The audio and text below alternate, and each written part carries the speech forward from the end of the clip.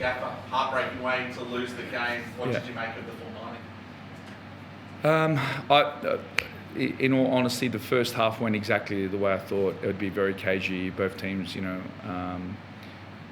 understanding what the other one's going to do. We limited the space with our back five, and a good thing that they do is quite well is they'll bait with some forward runs, drop the defensive line, and then switch it to a free player, and we kind of did that really well. We blocked the half spaces really well, made it really hard for them to get any clean chances.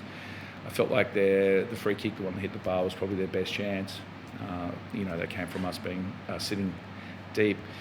And then the second half, it was still a little bit clunky for me. I don't think we played with the ball well, and we were just absorbing pressure. And then I probably made the mistake of making the subs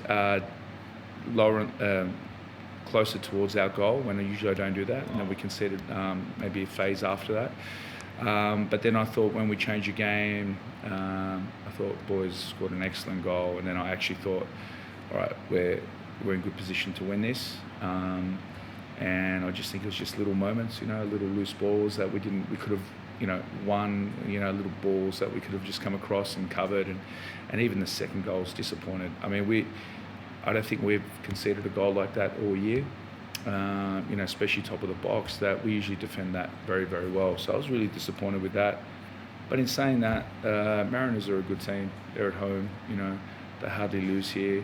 I was just reading some of their value statements, it's like won't back down, and you can tell that there's a real good spirit in the team, similar to us. Both games have been really cagey, especially as you said tonight's first half. What do you put it down to in terms of yourself against Mark Jackson, and how you like to set up both your sides? Well, I think Mark's pretty switched on tactically, and I think it's it's a bit more of a game that happens before the actual game, and then when you neutralise each other, it's then it's more moments than anything. And again, if you look, the goal they scored is a moment, last second. It's massive, and the fact that they didn't give up as well, you match it up with the tactics. It bodes for a good combination. Ben Old's having a breakout season again. We saw him score the goal tonight, but even when he didn't score the goal, he was involved on your counter-attacks. What do you put Ben Old's involvement down to this season? Well, I think the ingredients for him to do well has been there for a couple of years. He made a debut very early on, very young. I think it was 18. And the thing is, he's been thereabouts in a starting position. Then he had significant injury with his osteopubis, and he basically got over that. And then I think he's had just the drive to be better, and I think we've put him in a position where